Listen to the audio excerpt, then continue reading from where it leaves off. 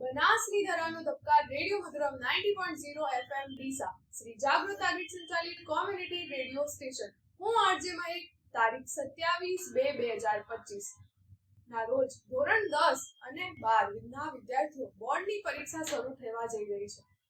વિદ્યાર્થીઓને ઘણા બધા પ્રશ્નો મૂંઝવતા હશે કે પેપરમાં કેવી રીતે લખવું, સમયનું મેનેજમેન્ટ કેવી રીતે કરવું, રિસિપ્ટ ખોવાઈ જાય ત્યારે શું કરવું, વાલીઓએ શું તકેદારી રાખવી. આ તમામ બાબતની ચર્ચા અને પ્રોત્સાહન અને સફળતા માટે માર્ગદર્શન આપવા માટે આપણી સાથે આજે જોડાયા છે SM રાજગોર હાઈસ્કૂલ રામપુર વચલાવાસના પ્રિન્સિપાલ શ્રી જયેશભાઈ જોશી.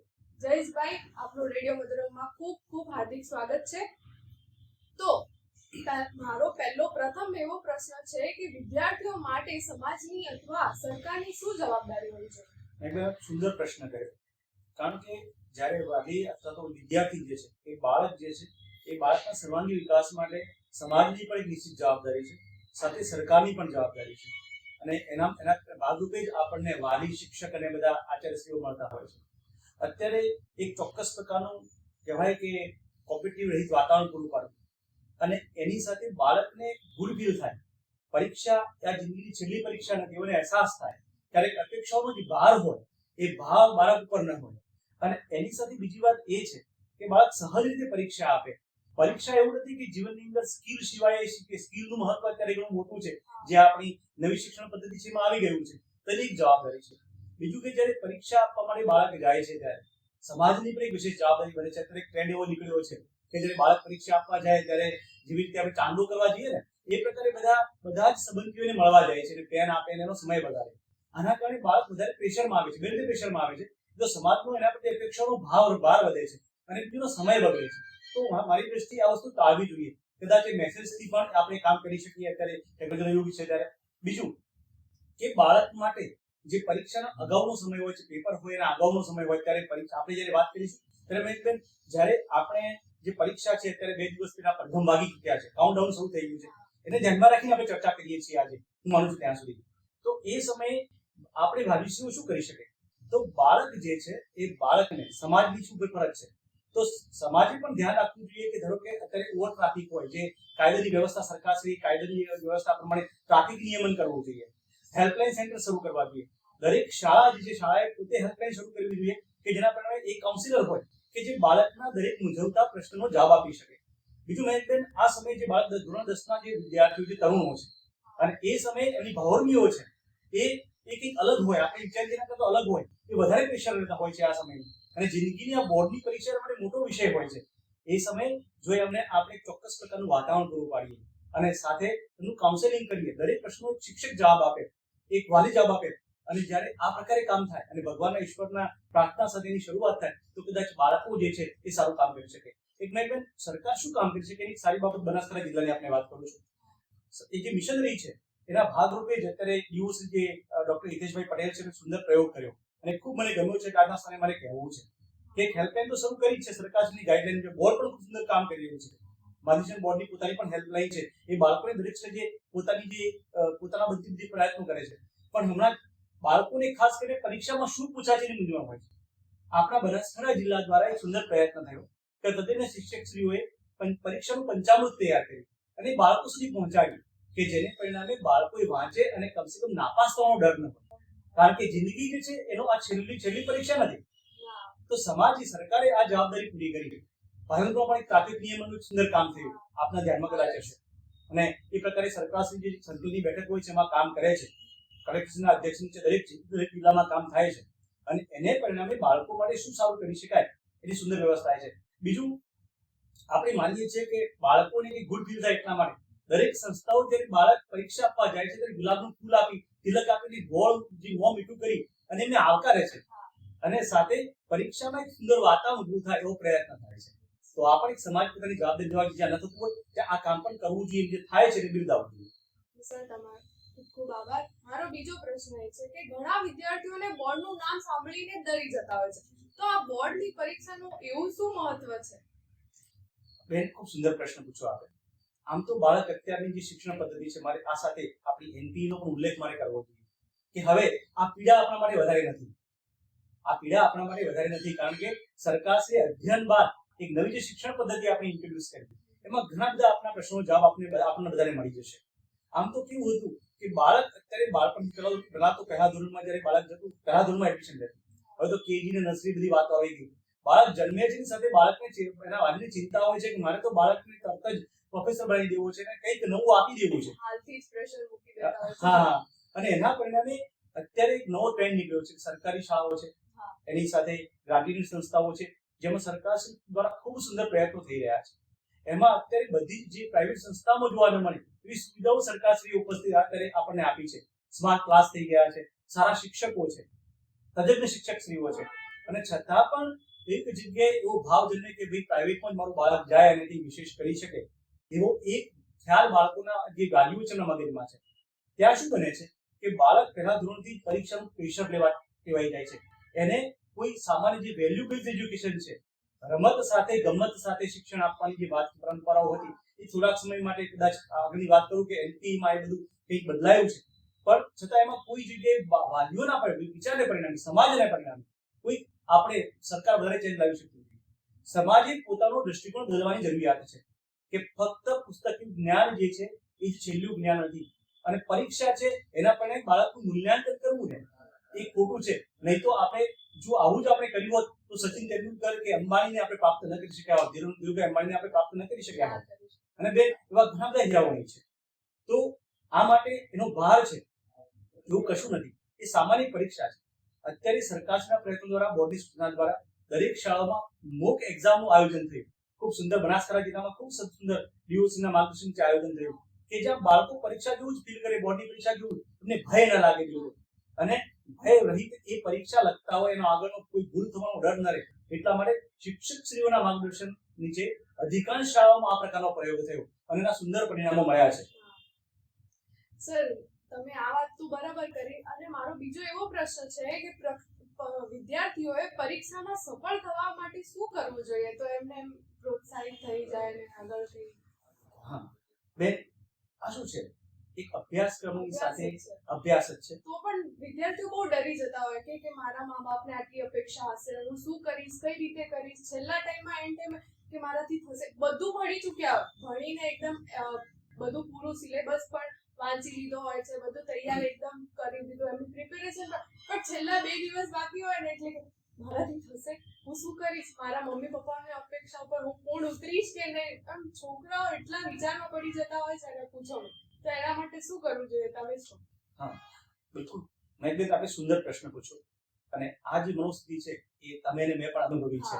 આપણે જ્યારે બોર્ડની પરીક્ષા આપી એના દિવસો પહેલા આપણે ઊંઘ નથી આવતી, અને એ એમ થતું કે પરીક્ષાનો માહોલ કેવો હશે, પેપર કેવું પૂછાશે, શું થશે. તો મારે વિદ્યાર્થી મિત્રોને એમ કહેવું છે કે જીવનની વારંવાર આ કહું છું કે જીવનની આ છેલ્લી પરીક્ષા, કેમ ઘણી બધી પરીક્ષાઓ તમારે આપવાની થશે, અને આ તો ફક્ત એને કહીએ ને કે એની આપણે પેલી આગળ પેલી પ્રેક્ટિસ મેચ રમતા હોઈએ એ પ્રકારની સામાન્ય પ્રેક્ટિસ મેચ જ છે. વિદ્યાર્થીઓ 9મા સુધી પરીક્ષા આપી હોય છે, એ જ પ્રકારની શાળાકીય પરીક્ષા હોય એ જ પ્રકારની આ પરીક્ષા છે, અને એમાં કશું નવું નથી હોતું. મારી વિદ્યાર્થીઓને ખાસ સલાહ છે મિત્રોને કે એક આપણે વાસ્તવિક વાત ઉપર વિચાર કરીએ કે 2 દિવસમાં મારા વિદ્યાર્થીઓ કંઈક નવું કશું કરી શકવાના નથી. આ સમયમાં જે આવડે છે એને પુષ્કળ પ્રમાણમાં વાંચન કરવું જોઈએ, અને બીજું કે જે આવડે છે જ વાંચવું જોઈએ પહેલા, એના પર આત્મવિશ્વાસ વધશે. જેનો આત્મવિશ્વાસ હોય છે એ જ ખેડાણ કરી શકે છે, એ આપણે સારી રીતે જાણીએ છીએ. તો આત્મવિશ્વાસ બરકરાર રહે એના માટે વાલીશ્રીઓની પણ કેટલીક મોટી જવાબદારી વાલીશ્રીઓની છે, કારણ કે શાળાએ તમને છોડી દીધા, 2 દિવસ 3 દિવસ સુધી કોને સંભાળવાના છે? તો ફક્ત ને ફક્ત વાલીશ્રીઓએ સંભાળવાના છે. પેરેન્ટિંગનો આ પ્રકારે જે વિચાર છે પેરેન્ટિંગ માટે પણ હોવો જોઈએ. આપણે ખાસ મારી રિક્વેસ્ટ છે કે વાલીઓ સાથેનો સંવાદ છે, મારા ઘણા બધા વાલીઓ રેડિયો વદનના માધ્યમથી આપણી આ રીતે સાંભળી રહ્યા હશે, તો એમને મારી ખાસ વિનંતી છે કે અત્યારે ગમે તેટલો આપણો બટાકાની સિઝન હોય, આજનો સમય આપણા દેશ સરકાર માટે એવું છે, અને સમગ્ર ગુજરાત રાજ્યમાં એ વ્યવસાયમાં વાલીશ્રીઓ સંકળાયેલા હોય છે, પણ જેની પાસે તમારો આ પણ એક પાક છે, તો એના માટે આ અઠવાડિયું જે છે ફક્ત આપણા બાળકો માટે આપવું પડશે. એની મનોવેદનાને આપણે સમજવી પડશે. ખાસ કરીને બાળક ઉપર અપેક્ષાનો પોટલો નથી મૂકી દેવાનો. મોટાભાગે જે કમ્પેરિઝન છે આવી જાય છે ત્યારે આ દિવસો દરમિયાન આપણે કરવાની નથી. આપણા બાળકને એમ પણ નથી પૂછવાનું કે તારું પેપર કેવું ગયું, કે બેટા કે સરસ લખ્યું, બરાબર છે. અને વિદ્યાર્થીઓને મારી ખાસ વિનંતી છે, અને એમને મારે કહેવું છે કે અત્યારે તમારે કશું વિચારવું નથી, અત્યારે તમારે સારી ઊંઘ લેવાની છે, કારણ કે ઊંઘ લેવાથી આપણને સ્ફૂર્તિ મળે છે, સારા વિચારો આવે છે. જે નેગેટિવ વિચારો છે એ આપણે જાય છે. પરમાત્મા તમે જેમાં માનતા હોય એ પરમાત્માને યાદ કરી અને આપણે જે સારું વાંચ્યું છે એ અને તમારા જે શિક્ષક શ્રીઓ છે તજજ્ઞ શ્રીઓની પાસેથી આપણે માર્ગદર્શન લેવું છે. એમણે જે કહ્યું છે કે ના પરીક્ષામાં પૂછાશે એના પર થોડું ભાર મૂકવાનું છે અને પરીક્ષામાં લઈ અને શ્રદ્ધા સાથે લખવાનું છે અને ચોક્કસથી જો આપણે આમ કરીશું તો સારું પરિણામ મેળવશે એ મને ખાતરી છે. સર થેન્ક યુ, તમારો ખૂબ ખૂબ આભાર. હવે મારો બીજો એવો પ્રશ્ન છે કે છોકરાઓ હજી તો પરીક્ષામાં બેઠા નથી અને પેપર લખતી વખતે ઘણા વિદ્યાર્થીઓનો સમય ઓછો પડી જતો હોય છે ને અમુક સમય તો હજી તો પેપર સ્ટાર્ટ કરે હાથ ધ્રુજવા માટે, એમના માટે કોઈ મેસેજ તમે? ખૂબ સુંદર પ્રશ્ન કર્યો. મોટાભાગે શું બનતું હોય છે કે આ સાર્વત્રિક વાત કરું છું કે જે ઘણી બધી સંસ્થાઓમાં અને અત્યારે મોટાભાગની સંસ્થાઓમાં જે પ્રી એક્ઝામ પ્રેક્ટિસ કરવામાં આવતી હોય છે, આપણો હાથ અને મગજ સાથે ચાલે નેટ ડે તો એની સાથે પેપર પૂરું થાય. પ્રેક્ટિસ જે છે પ્રેક્ટિસ એના માટે મહત્વની પણ સર એમના મગજમાં પહેલેથી જ અંદર એમ ખૂંચી ગયું હોય કે હા બોર્ડ છે, શું થશે, કઈ થઈ નહીં જાય, પછી બીજું પેપર આપશે કે નહીં, પહેલેથી જ આપણને બીજું પેપર તમને નહીં મળે, સારી રીતે નંબર લખો, પહેલા આ લખો, પહેલા રજિસ્ટરનો નંબર સારા લખો, આમ તેમ, એટલે પહેલેથી જ અંદર ખૂંચી ગયું કે ઓ ભાઈ સાહેબ હવે હું નહીં લખું તો કેવી રીતે થશે, મારા હાથ ધ્રુજવા મળશે, આમ તેમ. શું કરવાનું? બેન તમે પણ પોતે સાયન્સના વિદ્યાર્થી છો. આ દરેક વ્યક્તિ સાથે બનતી ઘટના છે. થાય જ છે normally sir. પહેલા જ શિક્ષકો અમુક વાર એવા આવી જાય છે ને તો ડરી પણ જાય બાળકો પહેલેથી. જી જો કે અત્યારે સરકારશ્રીના કાઉન્સિલિંગ દ્વારા આ પ્રકારની સમસ્યાઓ અત્યારે ઓછી છે અને અત્યારે એ પોતે શિક્ષક પોતે જ્યારે ખંડમાં જાય છે પરીક્ષા ખંડમાં ત્યારે ફેસિલિટેટર બની જાય છે, કદાચ એનો વાલી બની જાય છે. એ પ્રકારની અત્યારે પરિસ્થિતિનું નિર્માણ થયું છે. એ કદાચ એની મોટી સમસ્યાઓ નથી રહી. એ એમની જગ્યાએ રાઈટ જ હોય છે એમ તો, જી પણ બાળકોના અંદર જે ડર જતો રહે છે એનું શું? બસ એ જ વાત કરું કે ક્યારે પણ આપણે નવી જગ્યાએ જતા હોઈએ છીએ એક પ્રકારનો ડર હોય છે. પણ જ્યારે તમે પણ બેન અનુભવ્યું છે કે પેપર આપીને આવે ને આપીને આવ્યા પછી તે હંમેશા ગુડ ફીલ કર્યું છે. ઓલવેઝ એવું થયું છે કે જ્યારે પરીક્ષામાં મોટાભાગે શું બનતું હોય છે કે શું પૂછાશે, કેવું પૂછાશે, હું લખી શકીશ કે નહીં. અને જ્યારે આ ટેન્શનના તણાવના પરિણામે ઘણીવાર બાળક જ્યારે બેઠું હોય છે પરીક્ષા આપવા જાય ત્યારે વિદ્યાર્થીને કશું યાદ નથી આવતું. પણ તમે પણ અનુભવ્યું છે કે જ્યારે વર્ગખંડમાં બેસો અને પેપર લખવાની શરૂઆત કરો ત્યારે ઘણું બધું ના આવડતું જે પહેલા તમને એક દિવસ પહેલા યાદ નહોતું આવ્યું અથવા સવારે યાદ આવી જ જાય છે. કારણ આવી જ જાય. હું એક્ઝામ જ્યારે પણ આપવા ગઈ ના તો કોઈ જોડે ફ્રેન્ડ સાથે મળું, ના કોઈ સાથે બોલવું, કોઈ જ નહીં, ચૂપચાપ જઈ પેપર લખી પછી ઘરે રહેવાનું, કોઈ સાથે વાતચીત જ નથી કરવાનું, પછી ઘરે જઈને રિલેક્સ થઈ જવાનું, કોઈ સાથે બોલવું જ નહીં. એવું મારી માઇન્ડ નું છે જ પહેલે માઇન્ડસેટ બતાવો. આપણા જે વિદ્યાર્થીઓ ઘણા બધા હોય છે પણ હું એક વિશેષ માનું છું કે પરીક્ષા પણ એક ઉત્સવ છે. કારણ કે એને સ્ટ્રેસથી ના લેવાય. અને આપણે બધાએ આપણી ઉંમરમાં ઘણા બધા આવા ટેસ્ટ આપ્યા છે કે જે સામાજિક હોય, બીજા માનસિક હોય, એ પ્રકારના ટેસ્ટ દરેક વ્યક્તિ દરેક ક્ષણે આપે છે. ટાઈમનું મેનેજમેન્ટ છે એ અગત્યની વસ્તુ છે મેં કહ્યું. અને એના માટે મારી વિદ્યાર્થીની સલાહ છે કે જ્યારે આપના હાથમાં પેપર આવે ત્યારે તમે જેનું પેલું પેજ જે માહિતી ભરવાની છે, તમારા રોલ નંબર વગેરેની માહિતી ભરવાની છે, સ્ટીકર લગાવવાના છે, સાથે વિષયનો કોડ લખવાનો છે, એમાં ભૂલ ન થાય ખાસ કાળજી લેવાની છે. કારણ કે એના પરિણામે ઘણીવાર વિદ્યાર્થીને નુકસાન થતું હોય છે. જો કે સરકારે એટલી સરસ વ્યવસ્થા કરી છે. અત્યારે બોર્ડ આપણું ગુજરાત પરીક્ષા બોર્ડ ખૂબ સુંદર વ્યવસ્થા સાથે આગળ વધી રહ્યું છે. નાની બાબતોની કાળજી રાખે છે અને એને પરિણામે આવા વિષયો જે છે ઘણા ઓછા આવે છે. પણ બાળકો શું કરવું? મેં એકદમ સરસ પ્રશ્ન પૂછ્યો છે. બાળકોને ઇશ્યુ થઈ જાય, ઘબરાહટમાં ઓલો નંબર આમાં લખી દે એટલે હા, એ સમય કદાચ આપણી ભૂલ થઈ જાય છે. તો જે આપણા વર્ગ નિરીક્ષક છે એનો સંપર્ક કરવો જોઈએ. સાથે રોજકામ પણ થાય છે. આપણા જે સરકાર પ્રતિનિધિ પણ આપણને એમાં ઉપયોગી થાય છે અને એ થઈ જશે. એ વહીવટનું કામ છે. એમાં વિદ્યાર્થી એમાં ટેન્શનમાં આવવાની જરૂરિયાત નથી. એટલે એમ થાય અંદરથી બાળકને નંબર આમ તેમ ઊંચો નીચો લખાઈ ગયો તો હવે પેપર આગળ જશે, રોંગ કરી દેશે તો શું થશે, એટલે અંદરથી એમ ડર થતો. એની કોઈ ચિંતા કરવાની નથી. એ વહીવટી વિષય છે, એનો ઉકેલ આવી જશે અને બધું જ આપણું તંત્ર એમાં લાગેલું હોય છે. પણ પરીક્ષામાં એમને શું કરવું જોઈએ? આપણે સુંદર પ્રશ્ન પૂછ્યો છે કે પેપર પૂરું નથી, ટાઈમ મેનેજમેન્ટ અગત્યનું છે. એક મારું પોતાનું ઉદાહરણ આપને કહું કે જ્યારે હું બોર્ડની પરીક્ષા મેં આપી 88માં, ત્યારે આગળના વર્ષનું લગભગ 66 માર્કનું પેપર પૂછાયેલું. ખૂબ અઘરું પેપર. અમને એવી પ્રેક્ટિસની ટેવ નહીં અને અમે સીધા પરીક્ષા આપવા પહોંચી ગયેલા.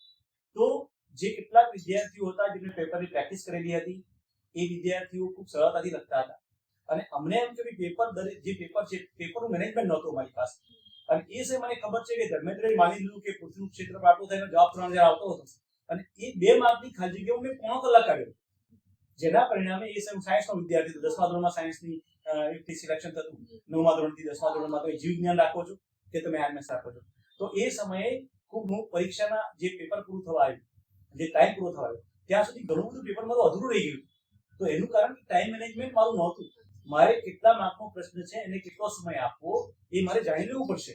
અને કદાચ મને આવડતું હોવા છતાં પણ પાયથાગોરસનો પ્રમેય તમે પણ ભણ્યા હશો, તમને પણ આજે મોઢે હશે કદાચ. દરેક શિક્ષકશ્રીઓ આપણને માર્ગદર્શન આપતા મોઢે હતો મને, પણ આ ફિયરને પરિણામે કોઈ જગ્યાએ પૂછવામાં બરાબર ને, છતાં પણ મને ભૂલી જવાય. એનું કારણ શું હતું? ટાઈમ લખવાની વારી આવે ને એટલે પછી આનું સૂત્ર શું થશે, આ રીતે કઈ રીતે લખવાનું, એનું કારણ શું હતું મેં કે આપણે ટાઈમ મેનેજમેન્ટ રાખ્યું, પાછળથી ઘણું બધું આવડતું, ઘણું બધું લખવાનું બાકી હતું. તો એ સમયે વિદ્યાર્થીઓને મારી ખાસ સલાહ છે કે તમે જે પ્રકારના તમને પહેલા તો આવડતું હોય ટીક કરી નાખો, એને જગ્યા છોડીને લખવાની શરૂઆત કરી દો. બીજી વાત એવી છે કે નથી આવડતું તો ઓછું આવડશે તમે પ્રયત્ન કરો, પણ સાથે સમય જોતા રહેવાનું કે જે આપણને આવડે છે એવું કશું અધૂરું ન રહી જાય. કારણ કે તમારા જે શિક્ષકશ્રીઓ છે એ તમને જે આવડ્યું છે લખ્યું છે ને માર્ક આપવાના છે. Thank you sir. પણ બીજો એવો પ્રશ્ન કે કોઈ પણ વિદ્યાર્થીઓએ પરીક્ષાની તૈયારી કેવી રીતે કરવી જોઈએ તો એમનું બધું સચાઈ રહે કે હા અમે આ રીતે તૈયારી કરી, હવે કોઈ પ્રોબ્લેમ નહીં આવે, પાછળથી કોઈ ઇશ્યુ નહીં થાય એવી? બેન, આપણે જ્યારે શિક્ષણની વાત કરીએ છીએ ત્યારે સમયના પરિમાણને હંમેશા આપણે એના ઉપર આપણે ચયનિત થવું જોઈએ, એના ફોકસ કરવું જોઈએ. મોટાભાગે એક શિક્ષક તરીકે હું આપને કહીશ, કોઈ વિદ્યાર્થી ખોટ કે હોશિયાર હોતો નથી. કદાચ સંકુચ ભણાવવામાં આવે છે, સંકોચ કોઈના અનુભવ વધારે, મારા અનુભવ તમારા કરતા વધારે છે તો એના પરિણામે હું એમાં તજજ્ઞ છું, અને તમારા અનુભવ ઓછા છે તો તમે કદાચ મારા કરતા ઓછો ફાવતું હોય. બાકી એના પરિણામે એવી તો વ્યાખ્યા નથી કે કોઈ વિદ્યાર્થી નબળો છે કે હોશિયાર છે. એક વસ્તુ સમયના પરિમાણને આપણે ધ્યાન રાખવું જોઈએ, અને બીજું ટાઈમ મેનેજમેન્ટની સાથે આપણા અભ્યાસ મેનેજમેન્ટને આપણે અગત્યનો મહત્વનો સમય આપવો જોઈએ. એના માટે પરીક્ષા આવે એના પહેલા જે આપણું ધારો કે બોર્ડનું વર્ષ હોય એમાં પાઠ્યક્રમને યોગ્ય રીતે ગોઠવવો જોઈએ, એના માટે સમય ફાળવવો જોઈએ. મારી એક ચોક્કસ વિદ્યાર્થીની સલાહ છે કે તમને જે આવા જે કઠિનતા બિંદુ છે એના આધારે તમારા સમયને ફાળવો. કારણ કે મને એવું છે કે અંગ્રેજી વિષય મને સારો ફાવે છે પણ મારું ગણિતમાં હું કાચો છું અથવા મને થોડી ઓછી સમજ પડે છે, તો મારે અંગ્રેજી જે છે એ વિષયને ઓછો સમય હું આપું અને એના પર ફોકસ કરું તો એ ચાલે. અઘરા વિષયને વધારે સમય આપીને એને કામ કરવું જોઈએ. બીજું, રોજનું કામ રોજ કરવું જોઈએ. વિદ્યાર્થી જો રોજનું કામ રોજ કરે, ટાઈમ મેનેજમેન્ટમાં એવું છે કે તમારું જે ટાઈમ ટેબલ બનાવો એને ફક્ત તમે મહિનાઓને ધ્યાનમાં રાખીને પ્લાનિંગ કરો એ બરાબર છે, ઉપર ચાલો, પણ તમારું રોજનું ટાઈમ ટેબલ બનાવવું જોઈએ કે મારે આટલું કામ આજે કરવું છે. વિદ્યાર્થીઓ શું કરે છે કે જ્યારે મોટિવેશનલ લેક્ચર કાલે કરીશ યસ બધું ભેગું થાય એટલે રવિવારે મોટો થપ્પો લઈને બેસી જવાનું. મારું ઉદાહરણ આપો. મોટા ભાગે રવિવારે પણ બગડતો હોય છે એના પરિણામે, અને મોટા સપનાઓ સાથે જાય રવિવારે કામ કરી શકતા નથી. એટલે સમય રોજનું કામ રોજ કરવાનું, અને સાથે વિષય જે છે વિષયના ભાગ કઠિનતા બિંદુ પ્રમાણે સમય આપવાનો. આ બે વિષયો જો નિયમિત રીતે વિદ્યાર્થી અનુસરે તો કંઈક નવું વધારાનું કરવાની જરૂરિયાત નથી. તો સર, મારો બીજો એવો પ્રશ્ન છે કે કોઈ પણ પરીક્ષામાં પ્રશ્નોના ઉત્તર કેવી રીતે લખવા જોઈએ? વિદ્યાર્થીઓને ગૂંચવાઈ જતા હોય કે આમાં પ્રશ્ન હતો અને પછી નંબર આડાવડા લખી જાય, હવે શું કરીશું આમ તેમ.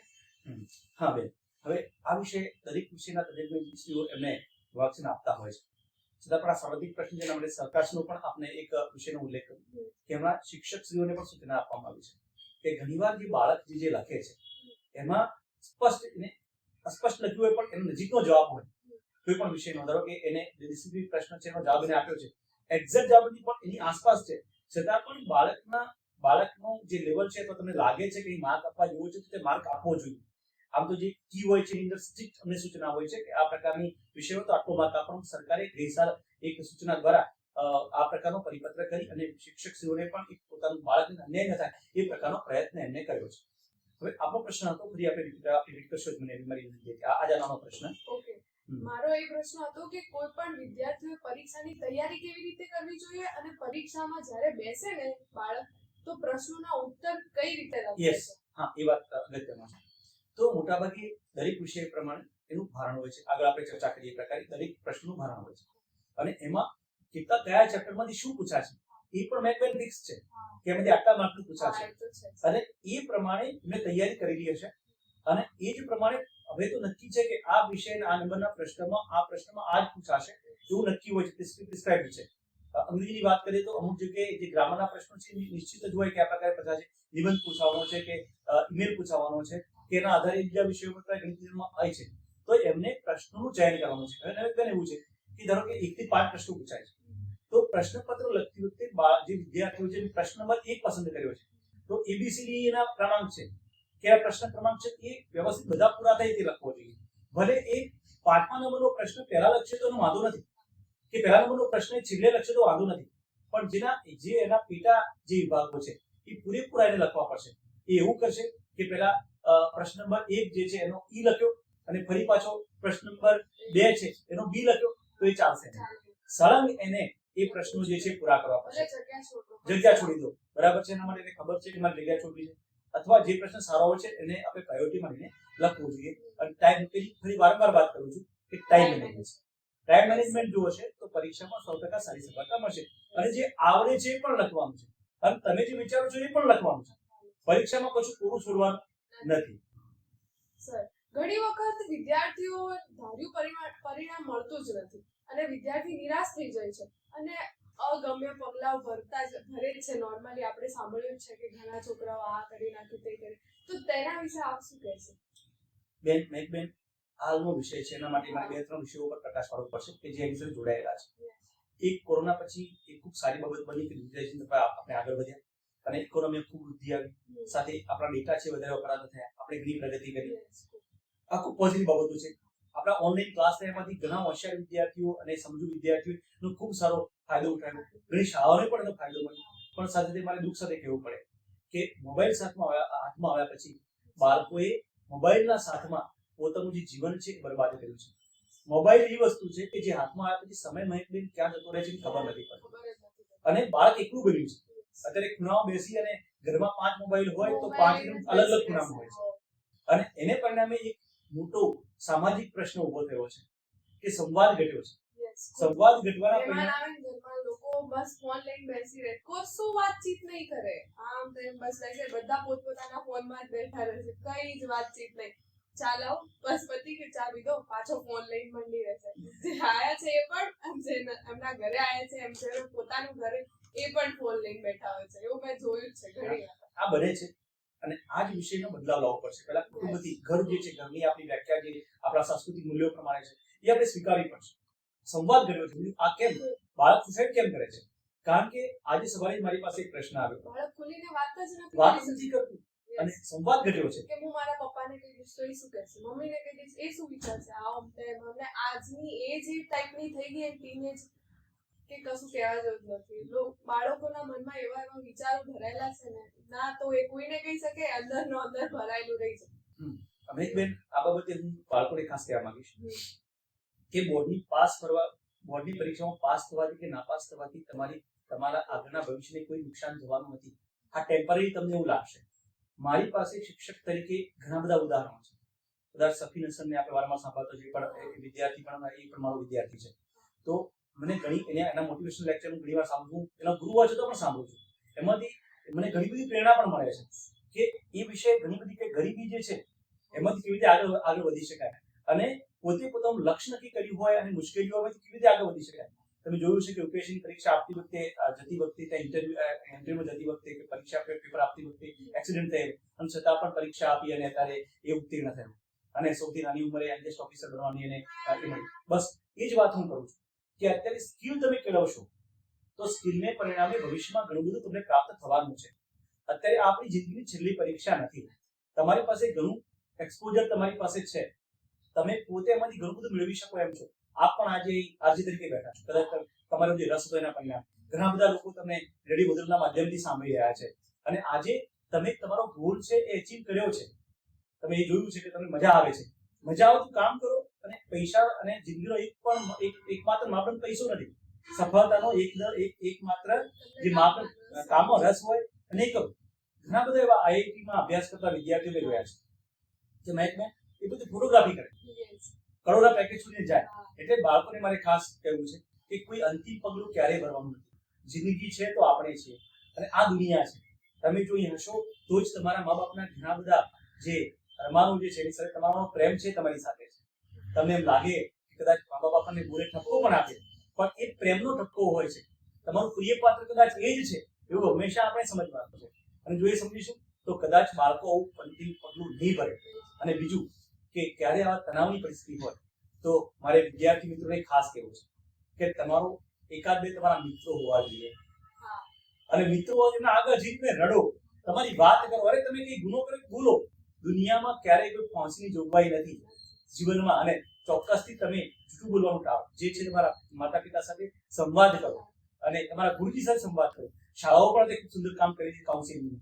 અને તમારા એક એવા ગુરુઓ છે કે જેમને સાંભળતા હશે, કે જેમના પર તમને પણ વિશ્વાસ છે. ત્યારે મેં આ પ્રકારના ગુરુઓ તમારા પાસે આજે પણ મેં કહ્યું ત્યારે તમારા મગજમાં આવી ગયા છે, મને પણ આવી ગયા.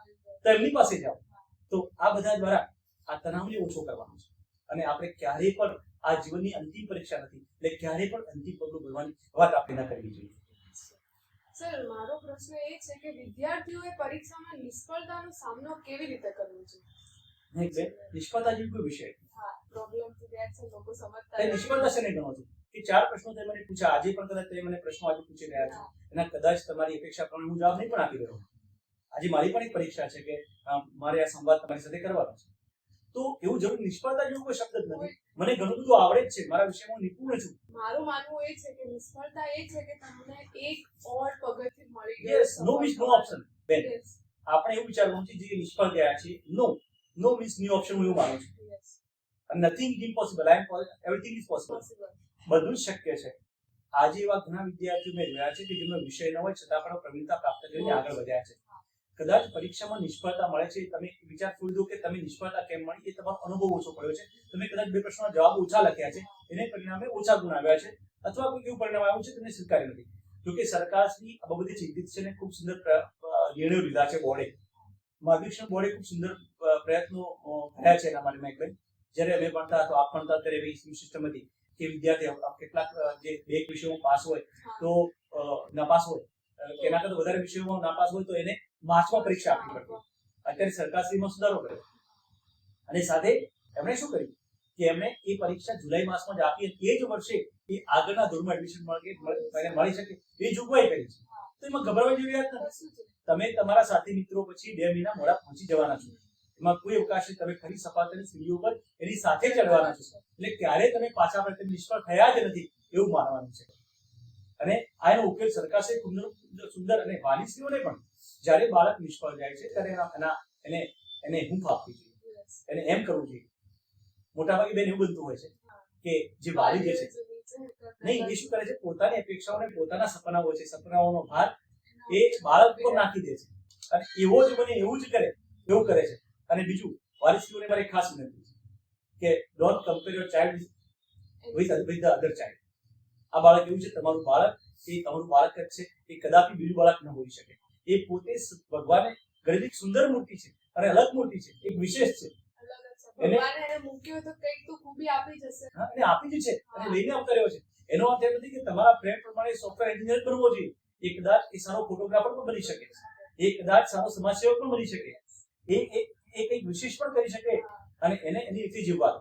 અને તમે પણ વાલીશ્રીઓને પણ મારી વિનંતી છે કે સફળતાનો એકમાત્ર માપદંડ આપણા સમાજે પૈસાને ન ગણવો જોઈએ. જેને જે કામમાં મજા આવે છે એ પ્રકારે કામ કરીને કરવા દો. સર, વિદ્યાર્થીઓ સાથે સાથે વાલીઓની પણ ફરજ આવે છે કે બાળકોને એ સમય બોર્ડના સમય કેવી રીતે સંભાળવા જોઈએ, એમને શું કરવું જોઈએ વાલીઓ માટે? મહેકબેન, આ બધા પ્રશ્નો જે છે મોટાભાગે આપણે શરૂઆતમાં વાત કરી કે વાલી વિદ્યાર્થી બે પણ સમાજનો ભાગ છે. રેડિયો મુદ્રમે સમાજની જવાબદારી નિભાવી છે અને એ જવાબદારીના ભાગરૂપે આજે આ સંવાદ થઈ રહ્યો છે. તો એ પ્રકારે વાલી પણ એનું અગત્યનું એક પરિમાણ છે. જે પ્રકારે આજના દિવસની શાળાની જવાબદારી હતી, શાળાને તૈયાર ગુરુકુળોમાં પેલા તૈયાર કરતા, કોઈ પરાવર્તન સંસ્કાર થતા અને ત્યારબાદ આજે એની પરીક્ષા આપવા જવાનું છે. તો આ પરીક્ષા જે છે એ સમયે વાલીશ્રીઓએ પણ પોતે એક પેરેન્ટિંગ જે છે એ અદા કરવી પડશે. મેં મોટાભાગે વાલીશ્રીઓ શું કરવું જોઈએ, તો હું એવું માનું છું કે આ સમયે બાળકને પહેલા તો પૂરો સમય આપવાનો છે, પ્રેમ આપવાનો છે, હૂંફ આપવાનો છે. એને વારંવાર કહેવાનું છે કે બેટા, મોટાભાગે શું કરે છે, ચિંતા ના કર. નહીં, ચિંતા કરે છે. ચિંતા કરે પણ કેવી કરે છે, એટલે બાળકને એમ કહેવામાં આવે છે ચિંતા ના કરે. હા, આવે છે એ પોતે આવશે અને પછી કહેશે કે ભણવા બેસી જા, તું આમ કરી દે, તેમ કરી દે. એટલે બાળકને સમજો, તમે જે પ્રકારે ધંધાના તણાવમાં હોય છે એ પ્રકારે બાળક જે છે પણ આજે એના તણાવમાં છે અને એ તરુણ છે. તમે તો કદાચ તમારા અનુભવ વધારે છે, એના પરિણામે એમાંથી બહાર નીકળી જશો. એ બાળકને જો અનુભવ નથી, એ જિંદગીની પહેલી બોર્ડની પરીક્ષા આપવા જઈ રહ્યો છે, તો એ સમયે પહેલા તો બોર્ડ જેવું કશું નથી એવું મગજમાં રાખવું જોઈએ. બીજી વસ્તુ મહેકબેન એવી છે કે વાલીશ્રીઓએ જે એમની સાથે ઓપન સંવાદ કરવો જોઈએ. જ્યારે બાળક જે પ્રકારની માંગણી કરે એના, ધારો કે વિદ્યાર્થીઓ જે છે મોટાભાગે પરંપરા હોય છે કે નવી પેન લઈને ન જવાય. લખતી વખતે બાળકોએ પેન્સિલ હોય કે પેન હોય એને થોડી ઘસી અને તૈયાર કરવી જોઈએ. જે તમે રોજ જે બ્રાન્ડની પેન વાપરો એ જ પેન વાપરો. નવી નવી 20 વાળી પેન લો, 50 વાળી પેન, જા બેટા પેપર લખી લે પાસ થઈ જાય. એની માન્યતા હોય છે. અને ઘણી વાર કારણે આપણે અનુભવ્યું છે કે સાયકોલોજીનો ગમે તે હોય કે એના અક્ષરો બગડતા હોય છે, કોન્ફિડન્સ તૂટતો હોય છે. તૂટી જાય છે. અને જાડી પેન આપે ને પાછા દાદા લે આ દાદાની પેન લઈ જાઓ મસ્ત પેપર લખશે, આવું થાય છે ઘણી વાર. તો એમાં દૂર રહેવું જોઈએ. બીજું વાલીશ્રીઓની અને ખાસ કરીને એમને જે માતાઓ છે એમની જવાબદારી વિશેષ બને છે કે બાળકને એ સમય પૂરતી ઊંઘ મળે એનો અને સમય આપી. હું એમ માનું છું કે આ સમયે વાલીશ્રીઓએ એક સમયે ઘણીવાર એક ટ્રેન્ડ હતી પહેલા, અત્યારે પણ એવું બને છે કે 3 કલાક બાળક પેપર આપે ને એટલે વાલીશ્રીઓ ફિલ્ડિંગમાં જતા હોય એ પ્રકારે બહાર બેસી રહે છે. એવું નથી કરવાનું. બાળકને મૂકવા જાઓ, ત્યારબાદ તમારું કામ કરો, ફરી લેવા જાઓ, ક્યારે કેટલા માર્ક્સનું લખ્યું અને પેપર કેવું થયું, કેટલા માર્ક્સ આવશે એ પ્રશ્ન આપો છો. કારણ કે એના પરિણામે બીજા દિવસેની પરીક્ષા આપવાની છે, એની અસર એના પર પડશે. હું તો માનું છું કે વિદ્યાર્થીઓએ એ સમય પેપર સોલ્વ ના કરવું જોઈએ. ક્યારે નહીં કર્યું સર, આજ સુધી મેં પેપર લખી નહીં હું ને તો ક્યારે આજ સુધી મેં પેપર સોલ્વ નહીં કર્યું. બધી આખી એક્ઝામ પતી ગઈ, રિઝલ્ટ આવે ને ત્યારે પેપર સોલ્વ કરવા બેસી. આજ સુધી હું તમને કહી દઉં કર્મણી અધિકારસ્તે મા ફલેષુ કદાચ. જે આપણે કર્મ કરવાનો આપણને અધિકાર છે તમે લખી નાખ્યું છે, એના પરિણામમાં કોઈ પણ પ્રકારનો ફેરફાર થવાનો નથી. મારા પપ્પા મને કહે તું પેપર કેમ સોલ્વ નથી કરતી, તારે શું જતું રહેવાનું, કેમ આટલું કરે, તને તારા ઉપર વિશ્વાસ નથી. પણ પપ્પા તમે શાંતિ તો રાખો, મારા પેપર પતી જવા દો, હું પછી સોલ્વ કરી દઈશ. તો કે ના તું કર. મેં કીધું હું નથી કરવાની. તો પછી એ જ રીતે ચાલે. એક જ જવાબ વિદ્યાર્થીનો હોવો જોઈએ. વિદ્યાર્થીને પણ હું કહું છું કે વાલીશ્રીઓ જ્યારે પરિસ્થિતિમાં કોઈ ફેરફાર નથી થવાનો, તમારું ગમે તેવું પેપર ગયું હોય તો ઘરે આવીને તો એમ જ કહેવાનું કે સારું, હા, all is well. All is well ની વાત જ કરવાની છે. મમ્મી જોરદાર રહ્યું પેપર, બસ. એના કારણે એ પણ તણાવમાં નહીં આવે, બીજા દિવસે ડબલ ઉત્સાહથી તમને એ સપોર્ટ કરશે. હા, 5 દિવસ પછીના લેખાજોખા આપણી પરીક્ષા પતી જાય, 7 પેપર આપણા પતી જાય, એના લેખાજોખા વિચારવા જોઈએ. એના પછી પણ તણાવમાં નથી આવવાનું, કારણ કે તમે જે લખ્યું છે એ જ એનું તમને પરિણામ મળવાનું છે. અને એ ભગવાનનો નિયમ છે, નિયતિનો સિદ્ધાંત છે. અને એ જ કદાચ તમે જે આપણને વધારે તૈયારી કરવાની, તમે હમણાં વાત કરી કે નિષ્ફળતા એ સફળતાની ચાવી છે, અને કદાચ એ પગથિયું જે છે એ આપણનું અલગવાર ખોલતું છે, જેથી ના પડી છે એના પરિણામે આપણને કંઈક વિશેષ મળતું હશે. અને એવા ઘણા ઉદાહરણો આપણી પાસે છે. આપણા બનાસકાંઠા જિલ્લામાં જ મને બીજું તમારો ટેસ્ટ અલગ હોઈ શકે. પાલનપુરનો વિદ્યાર્થી, નૂતન હાઈસ્કૂલના શિક્ષક શ્રી મુકેશભાઈ છે વિદ્યાર્થી, હમણાં જ આપણી જે આઈપીએલ છે એમાં સિલેક્શન થયું. આપણે ધ્યાન છે અમારી દીકરી વૈદેહી છે, એને ખૂબ સુંદર કામ કર્યું, એ પણ સ્પોર્ટ્સમાં એને ખૂબ સુંદર કામ કર્યું. હમણાં જ આપણી એક દીકરી છે દુબઈ ખાતે, હમણાં એ પોતે સ્પોર્ટ્સમાં ગઈ. પેરાઓલિમ્પિકમાં પણ આપણા બનાસકાંઠા જિલ્લાના ઘણા વિદ્યાર્થીઓ ઘણું બધું કામ કર્યું. તો એ કંઈ ભણવામાં હોશિયાર હતા અને કામ કર્યું છે એવું નથી. તમે જ્યાં જાઓ છો ત્યાં કામ કરો છો અને ત્યાં તમે સફળ થાઓ છો અને એમાં ઉત્તમ શિખર પ્રાપ્ત કરો છો. તો વાલીશ્રીઓએ આ સમયે એક ખાસ કરીને મોટું કામ કરવાનું છે કે બાળકો તણાવમાં ના આવે એના માટે પૂરતા પ્રયત્નો કરવાના છે. એ બાળકોને આ સ્વભાવને સારી રીતે સમજતા હશે કે કઈ જગ્યાએ ખોટું લાગે છે, કઈ જગ્યાએ તણાવ આવે છે.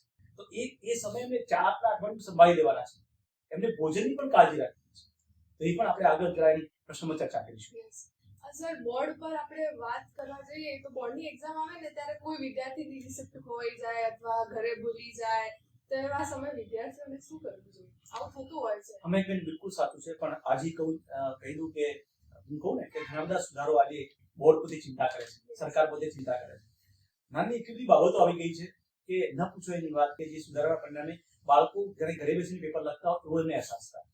હવે આમાં મેં એવું છે કે ઓનલાઈન આપણી માર્કશીટની જે શિક્ષણની સિસ્ટમ થઈ ગઈ છે એ ડાઉનલોડ કર્યા પછી દરેક શાળા એવું કરે છે. મારી ખાસ કરીને આપના માધ્યમથી, ઘડી ઉતરવાના માધ્યમથી જે શાળાના જે અધ્યાપક ગણ છે એમને પણ મારી વિનંતી છે કે દરેક શાળા મોટાભાગે કરતી જ હોય છે કે એની 2 કોપી કઢાવવી જોઈએ, જ્યારે હાર્ડ કોપી કઢાવવાની હોય. મેં 10 કઢાવી છે. હા, અને સહી સિક્કો કરીને શાળામાં જ મૂકી રાખવાની છે કે જ્યારે બાળક કદાચ આવું કંઈ એને થઈ જાય. અને મોટાભાગે એક સુંદર કામ સરકારશ્રીએ કર્યું છે કે બોર્ડના સેન્ટર ખૂબ નજીક છે અને એ સમયે કદાચ અત્યારે એટલું કોઓપરેટિવ વાતાવરણ છે કે એક સમય થઈ ગયો હોય તો એ માહિતી એ પૂછા કરી અને એ જેની રિસિપ્ટ છે એ વિદ્યાર્થી મારફત શિક્ષક મારફત ત્યાં પહોંચી જાય છે નિયત સમય અને એ પ્રકારની વ્યવસ્થા છે.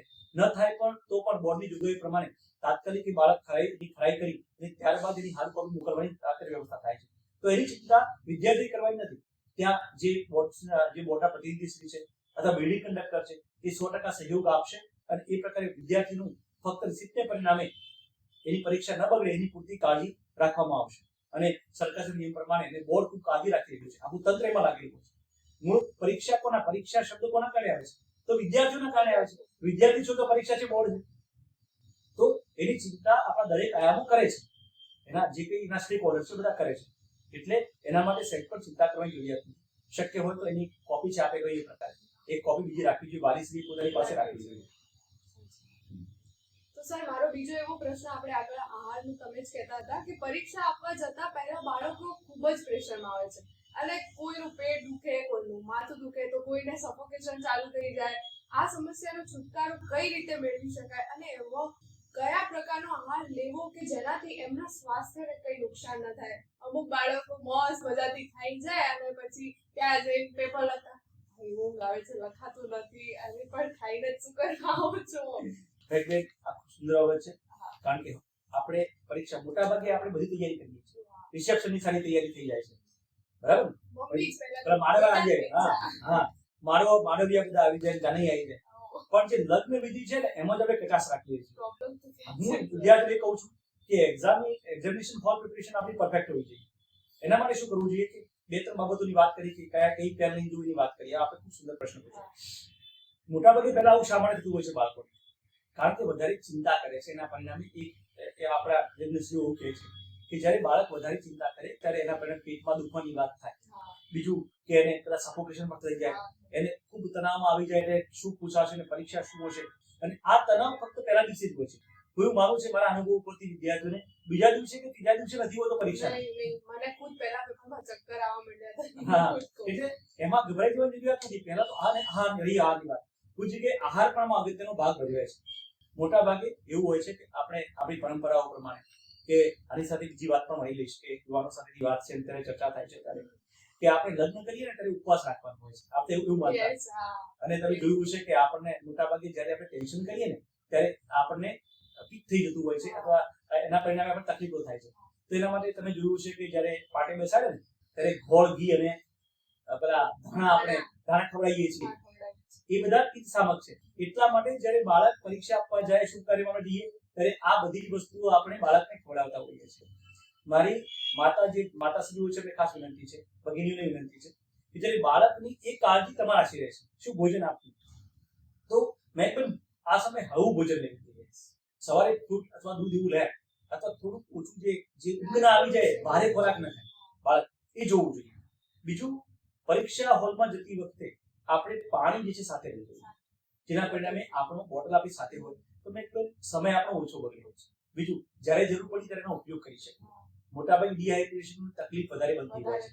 જો એ ગરમી શરૂ થઈ ગઈ છે તો અત્યારે આપણે તો શાંતિ છે, દર વખતે કાંઝા ગરમી હોય છે. એ સમયે પાણીની જરૂરિયાત પડે. બાળક ખૂબ સેન્સિટિવ હોય, એને એમાં સમય જતો રહેશે, 10 મિનિટ બગડશે. એના પરિણામે ઘણીવાર પાણી પણ બાળકીને ન પીવે એવા મારા અનુભવ દાખલા છે. એ સમયે ચક્કર આવ્યું પણ બને. તો એ સમયે એમને પાણી પાસે રાખવું જોઈએ. શક્ય ત્યાં હોય કે લીંબુ શરબત જે છે લઈ જાય.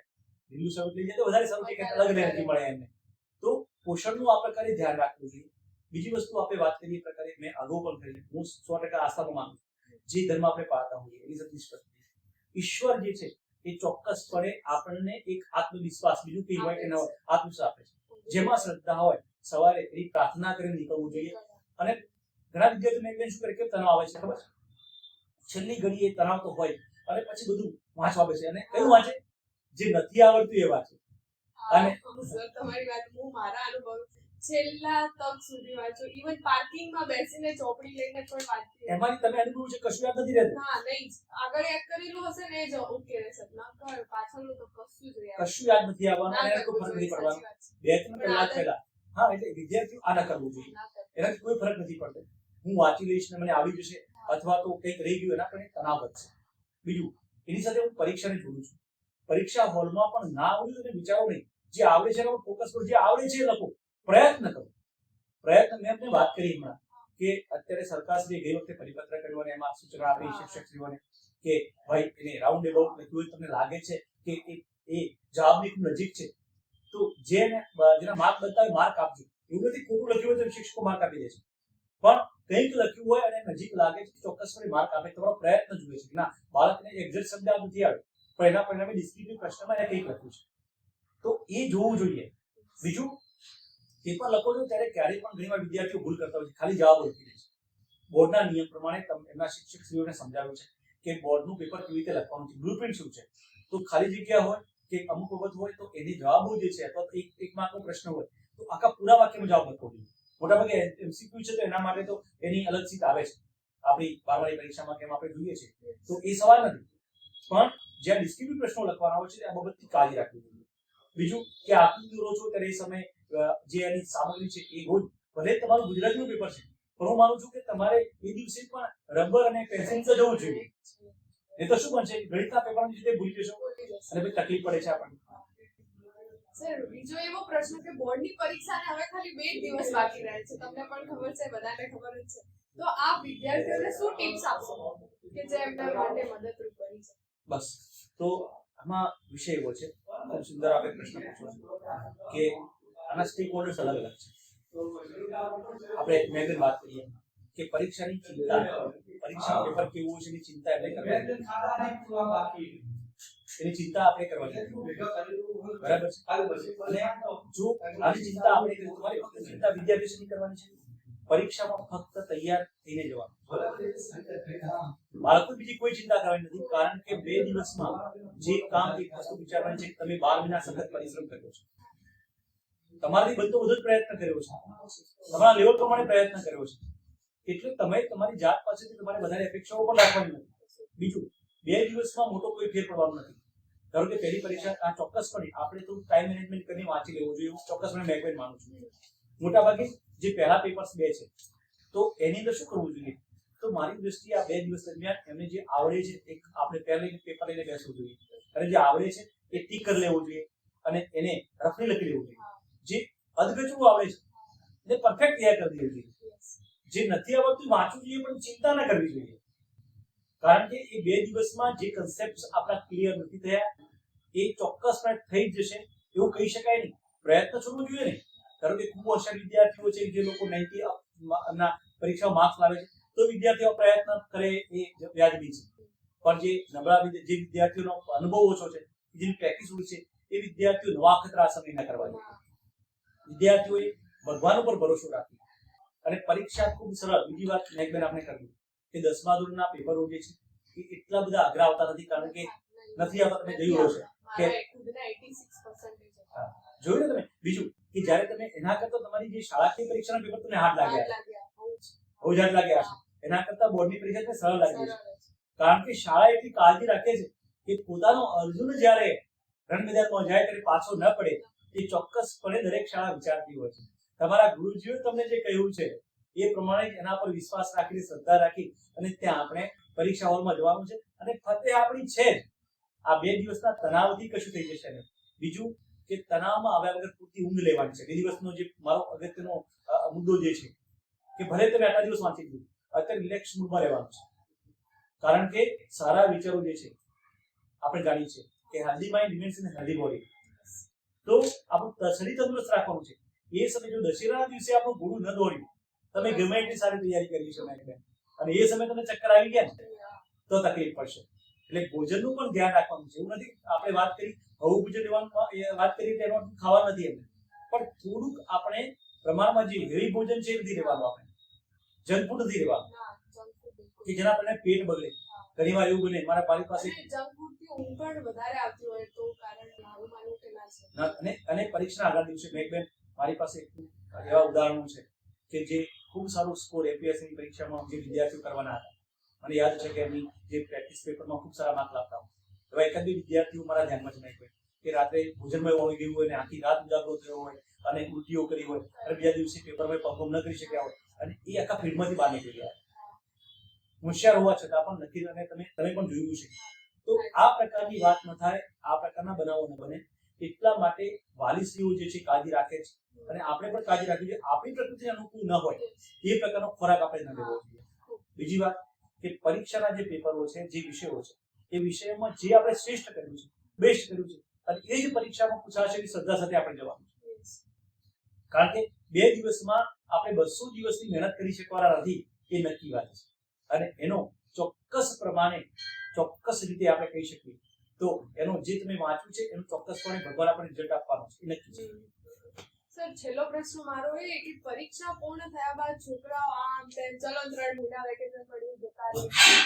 મારો એવો પ્રશ્ન છે કે પરીક્ષા પૂર્ણ થયા બાદ અભ્યર્થીઓ માટે તમારી શું સલાહ છે? તમે શું કરવું છે? મેઘબેન, અત્યારે સમય બદલાયો છે. પહેલા એવું હતું કે તમારું જે મેરિટ છે એના આધારે ફક્ત ને ફક્ત મેરિટના આધારે બધાને નોકરી મળતી તો રોજગાર મળતો હતો અથવા એના પરિણામે સમાજમાં એક માન મળતું. અત્યારે સમજ બદલાયો છે. સરકાર શ્રીએ પોતે પણ એનપીમાં ન્યૂ એજ્યુકેશન પોલિસીમાં ઘણા બદલાવ લાવ્યા છે. આના માધ્યમથી મારે હું એ ચર્ચા કરીને વાત કરીશું. વોકેશનલ કોર્સીસ દરેક શાળાઓમાં શરૂ થઈ ગયા છે અને એની ડિગ્રી જે છે, ધારો કે બાળક જે 12મા ધોરણ સુધી એ જે પર્ટિક્યુલર ટ્રેડમાં કામ કરે છે તો એના પછી ડિગ્રી જે મળે છે એ આપણી હું બોલતો રહું તો એ ચોક્કસ પ્રકારની સંસ્થાઓને સમકક્ષ ડિગ્રી છે. આઈટીઆઈ કે સમકક્ષ ડિગ્રી છે. ડિપ્લોમાને આગળ ભણે તો એમાં તો ડિપ્લોમાને સમકક્ષ ડિગ્રી મળે છે. તો એ સ્કિલને પરિણામે એમને રોજગારી મળવાની છે. આ એક બીજો વિષય છે મેં. બીજું કે જે વિદ્યાર્થીઓ ખરેખર અભ્યાસમાં એનો રુચિ છે, સાયન્સ રાખવું છે અથવા તો પર્ટિક્યુલર ફિલ્ડમાં આગળ વધવું છે, એના સપનાઓ છે, વિદેશ જવું છે, તો એના માટે આ પરીક્ષા પૂરી થઈ જાય એના પછી એને ક્યાં ધારો કે 11-12 સાયન્સ કરવું છે તો એને અનુલક્ષીને પોતાના જે ખાસ કરીને 10મા ધોરણના જે કન્સેપ્ટ જે 11-12માં કામ આવશે દરેક વિષયમાં જે વિષયને ભણવાના છે એ અમને ક્લિયર કરી દેવા જોઈએ છે. કારણ કે હમણાં જ પરીક્ષા આપી છે, એ કન્સેપ્ટ ક્લિયર છે. મારી દ્રષ્ટિએ એક નોંધ બનાવવી જોઈએ કે 11-12માં એ કામ આવશે કે એના બેઝિક કન્સેપ્ટ છે ક્લિયર કરી દેવા જોઈએ. બીજું કે ધારો કે ઇંગ્લિશ સ્પીકિંગનો કોર્સ પણ કરી શકાય, કમ્પ્યુટર કોર્સ પણ કરી શકાય. વિદ્યાર્થીઓ મધ્યમ વિદ્યાર્થીઓ જે જેમને આર્ટ્સ લેવું છે, કોમર્સ લેવું છે, એ વિદ્યાર્થીઓ આ પ્રકારના કોર્સિસમાં જોડાઈ અને એનું માર્ગદર્શન મેળવવું છે. બીજું કે સમય આ 3 મહિનાનો સમય છે જીવવાનો હોય, પોતાની હોબી છે એના માટે પણ સમય આપવો જોઈએ. દરેક કોઈને તરણમાં રસ છે, કોઈને સ્પોર્ટ્સમાં રસ છે, કોઈને ઘોડેસવારીમાં રસ છે, તો આ સમયગાળો પૂર્ણ કરવા માટેનો એક ચોક્કસ સમયગાળો છે. તમે અનુભવ્યું છે સાયન્સના વિદ્યાર્થી જોડે તમને 12મા ધોરણ પછી પણ કોઈ ઊંઘવા નથી. બરાબર. કારણ કે કેવું બન્યું છે કે હા તમે માનો નહીં સર 5 દિવસ પછી તો હું ખુદ મતલબ જતી રહી હતી બહાર સ્ટડી કરવા માટે.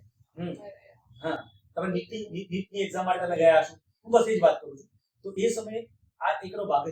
તમે જે કર્યું છે એ હું કહું છું કે મહાશાળાઓમાં પણ અત્યારે વ્યવસ્થા થઈ ગઈ. જે શાળાઓ ભણે છે ત્યાં નીટ અને JEE ના વર્ગો જે છે એ ખૂબ સુંદર ચલાવે છે, તો એની અંદર પાર્ટિસિપેટ થવું જોઈએ. બીજું મેં મારે ખાસ કહેવું છે આ બાબતે, મારા વિદ્યાર્થીઓને મારે ખાસ ધ્યાન દેવું છે કે મોટાભાગે જ્યારે પરીક્ષા થઈ જાય ત્યારે પોતાની પાસે ખૂબ અપેક્ષાઓ રાખે છે. બોર્ડની પરીક્ષામાં અત્યારે JEE કે નીટમાં પ્રવેશવા માટે પણ કેટલાક મિનિમમ જે PR કહેવાય બરાબર છે એ અથવા તો ટકા એનો ચોક્કસ માપદંડ બોર્ડે નક્કી કર્યો છે. 75% નહીં અને અમુક PR નો માપદંડ નક્કી કર્યો છે. તો એ બોર્ડની પ્રેસ સુધી એ કામ કરવાનું છે. અત્યારે આપણી પ્રી જે JEE ની એક્ઝામ કન્ડક્ટ થાય છે એ તો આપણે જાણીએ છીએ. બોર્ડની પરીક્ષા NTA પોતે યોજે છે. અત્યારે બનાસકાંઠા જિલ્લા માટે એવું છે કે આપણા સેન્ટરો પણ પાલનપુરમાં આવી ગયા આપણી નેતાગીરી અથવા તો શાળાના પ્રયત્નોથી, અને અહીંથી જનરલ થાય છે અને પાલનપુરમાં એના સેન્ટર આવી ગયા છે. એટલે દૂર પણ જવું પડતું નથી. JEE-માં સંખ્યા ઓછી હોય એટલે દૂરના જે રિમોટ સેન્ટરો હોય ત્યાં સરકારથી નક્કી કરેલા એ સેન્ટરો પર જાય છે. તો બેન આના પછી એ જે JEE-માં જે વિદ્યાર્થીઓ હોશિયાર છે, તો જે વિદ્યાર્થીઓ નક્કી કર્યું છે મારે BSc જ કરવું છે, તેમના માટે આપણે જે સલાહ આપી બરાબર છે. પણ જે લોકો JEE અને નીટની તૈયારી કરવા માંગે છે એમને એના જાતિ માર્ગદર્શન મળતું હોય, જેના પર વિશ્વાસ હોય, સેલ્ફ સ્ટડી કરવા માંગતા હોય તો એના પર ફોકસ કરીને કામ કરવું જોઈએ. અને ત્યાં પણ એક બાબતની કાળજી રાખવી જોઈએ કે હાયર પ્રેશરમાં આવીને કામ ના કરવું. બેન મારું માનવું એવું છે કે તમે પણ પરીક્ષા આપી છે, તમે કદાચ તમારું મારા માનવા પ્રમાણે તમે નીટ આપી હશે બરાબર ને? તો એ સમયે પરીક્ષાના સમયે MCQ નું પેપર હોય અને તમે લખ્યું હોય તો જેટલા પ્રશ્નો તમે વધારે એટેમ્પ્ટ કરો છો એટલા માર્ક તમને વધારે મળે છે. અને એટલા પછી રોંગ જાય તો -1 એની જ વધારે ચિંતા હોય. રાઈટ પડવાની ચિંતા ઓછી હોય ને માઇનસમાં ના જતો રહે એની વધારે ચિંતા હોય. અને એમાં માઇનસમાં લોકો કેટલા રહી જતા હોય. બસ હું એ જ વાત કરું કે આપણે શું કરવાનું છે કે પરીક્ષામાં પેપર આપતી વખતે પહેલા પ્રી પ્રેક્ટિસ જે પ્રી એક્ઝામિનેશન પોલ આપણે આપણી જાતે આપવાનું છે કે ચલો મારે રોજ એક પેપર આપવું છે. શું માર્કની ચિંતા નહીં કરવાની, જે આવડે એ પહેલું લખવાનું છે મેં. કારણ કે ત્યાં બોર્ડની પરીક્ષામાં મને ખબર છે ત્યાં સુધી જોગવાઈ છે કે એની અંદર માર્ક કપાતા હોય છે. તમે જે અમુક 1/4 કે એવું સિસ્ટમ જે છે 1/5 એ તો ઓલામાં ગુજરાતમાં અને નીટમાં તો -1 ની છે. -1 ની છે. હા. એ ચાર વ્યવસ્થા તો જાય 4 માર્ક્સ નો એક MCQs અને એમાં -1 થાય એટલે 5 એમના એમ માર્ક્સ જતા રહે. ભલે આપણી 2 મિનિટ જાય યસ. પણ એના માટે જ્યારે પણ તમે પરીક્ષા એના પહેલા તમે પ્રી એક્ઝામિનેશન આપો છો નીટની કે JEE તમારી જાતે ટેસ્ટ અથવા તમે જે કોઈ ટેસ્ટ બંધાઈ છે એમાં તમે કામ કરો છો. અત્યારે તો આપણા માટે ખૂબ સરસ પ્લેટફોર્મ છે કે સરકારશ્રી પણ પોતે ખૂબ સુંદર પ્રયત્નો કરી રહી છે. ખૂબ જ. બરાબર છે. દીક્ષામાં પણ ખૂબ સારા લેક્ચર્સ આવે છે અને જે એક શાળા જે સોફ્ટવેર સરકારી વિદ્યાલય શાળાઓ માટે એમાં પણ આપણને ખૂબ સારું માર્ગદર્શન મળી રહ્યું છે. શાળાઓ પણ ખૂબ પ્રયત્ન કરી રહી છે અને એના માધ્યમથી થાય છે. તો એ સમયે અમે શું કરવું જોઈએ? તો એ કેટલું આવડ્યું છે તમને જે આવે છે પ્રશ્નો સિલેક્ટ કરીને પહેલા લો. ભલે 5 મિનિટ બગડે ઠીક કરી લો એ પહેલા લો અને પછી બીજા પ્રશ્નો માટે પ્રયત્ન રોજ કરો. આ પ્રેક્ટિસ તમારે નીટ કે JEE ની પરીક્ષામાં જતા પહેલા રોજ ઘરે કરવાની છે. અને એમાં માર્ક કેવી રીતે વધી શકે મેં એના આધારે આપણે જવાનું છે. કદાચ 5 પ્રશ્નો તમને વિશ્વાસ છે કે થોડુંક અડધો વિશ્વાસ છે તો લખી નાખો તો ચાલશે. એમાં રિસ્ક લેવાય. બાકી આખું જ બધું નથી આવડતું હોય પછી તમે રિસ્ક લો ને હા તો એ ખોટું છે. હા તો બોર્ડની પરીક્ષા અથવા તો જે કોમ્પિટિટિવ એક્ઝામ છે નીટ અને જી કોમ્પિટિટિવ એક્ઝામ છે તો એના જે બેઝિક માપદંડ છે અથવા તમારા તજજ્ઞોને સલાહ આપે છે એને સ્ટીક ટુ રહેવાનું છે. એ સમયે આપણે એવું નથી માનવાનું કે ઉપરથી એ તો લક બાય ચાન્સ. લોકો વિદ્યાર્થીઓને કે અમને ઘણી વાર કે સાહેબ તો લક બાય ચાન્સ અમે તો કરી નાખ્યું. એવું કોઈ દિવસ બન્યું નથી. મેં મારી જિંદગીમાં અનુભવ્યું છે. કદાચ તમે લખ્યું છે અને બે જગ્યાએ તમે સાચાની નજીક છો અને ત્યાં લખ્યું છે તો માર્ક મળી ગયું છે માર્ક મળી ગયા શું કરી દઉં. તો આની ખૂબ કાળજી રાખીને મેં કામ કરવું જોઈએ. તો પરીક્ષા પછી શું કરવું? તો કોમ્પિટિટિવ એક્ઝામ જે આપવા માંગો છો એની તૈયારી કરવી. ધારો કે આપણી પાસે નથી તો અંગ્રેજી એક વિષય એવો છે કે જેમાં આપણે આપણી નિપુણતા પ્રાપ્ત કરી શકીએ. આપણે 10મા ધોરણમાં જે કોઈ જેના બેઝિક કન્સેપ્ટ છે એ પણ આપણે ક્લિયર કરી શકીએ. મેં અત્યારે એવું બોલ્યું છે કે કોમ્પિટિટિવ એક્ઝામ પર પણ બાળકો ખૂબ બધા આગળ જઈને એમને સરકારી નોકરી મેળવી છે અથવા તો UPSC ક્લિયર કર્યું છે UPSC ક્લિયર કર્યું છે. તો એના માટે પણ આપણે યોગ્ય સમય છે કે ધારો કે NCERT ના પુસ્તકો છે પણ એ વાંચી શકે. બીજું મેં બીજી ખાસ મારી વાત કરી છે જે સમયે આપણે બધા વિદ્યાર્થીઓ હતા અને આ કામ કર્યું ત્યારે વેકેશન સમય મોટાભાગે લાઇબ્રેરી તરફ જતો. સારા સાહિત્યના પુસ્તકો આપણે વાંચતા. આજે પણ આપણને યાદ છે. મહિલા જીવ પણ આપણને યાદ છે. સૌરાષ્ટ્રની રસધાર આપણને યાદ છે. અને એની ઉર્મિઓ જે છે આપણા જીવનમાં પ્રવેશથી જીવન જીવવાની આપણને એક ચોક્કસ પ્રકારની એક આપી. બરાબર છે. આજે વિદ્યાર્થીઓએ મારી દ્રષ્ટિએ આ સમયનો સદુપયોગ કરવો. પોતાની રુચિ હોય ફિક્શનમાં વિષય હોય તો એ તરફ જવું જોઈએ. લખાણ પોતે પણ ગઝલમાં રસ પોતે ગઝલો પણ લખવી જોઈએ. તમારા જે યુવાનો અત્યારે ખૂબ સરસ અત્યારે સોશિયલ મીડિયા માધ્યમથી ખૂબ સુંદર કામ કરી રહ્યા છે અને પોતાની ચેનલ્સ પણ ચલાવે છે. તો એના માટે તો અવકાશ છે. બ્લોગ પણ લખવા જોઈએ મારી દ્રષ્ટિએ. અત્યારે AI મોટું સાધન છે. AI શું છે એની સ્ટડી કરી અને એમાં પણ આગળ ChatGPT નો ઉપયોગ કરી અને પોતાનું જે કૌશલ્ય છે એને આગળ વધારવું. અત્યારે ટેકનોલોજીના માધ્યમથી આપણો જે રસ છે એને પોષવાનું કામ આ સમયનો સદુપયોગ કરીને કરવું જોઈએ એવું મેં માનું છું. આભાર જયેશભાઈ જોશી સર. આજ આપણે રેડિયો મધુરમ 90.0 FM ડીસાના માધ્યમથી બોર્ડની પરીક્ષા આપવા જઈ રહેલા વિદ્યાર્થીઓને પ્રોત્સાહિત કર્યા છે. આશા છે કે રેડિયો મધુરમના લાખો શ્રોતાઓ લાભાન્વિત થશે. ફરી મળશું નવા વિષય સાથે. રેડિયો મધુરમ 90.0 FM ડીસા શ્રી જાગૃત નાગરિક સંચાલિત કોમ્યુનિટી રેડિયો સ્ટેશન.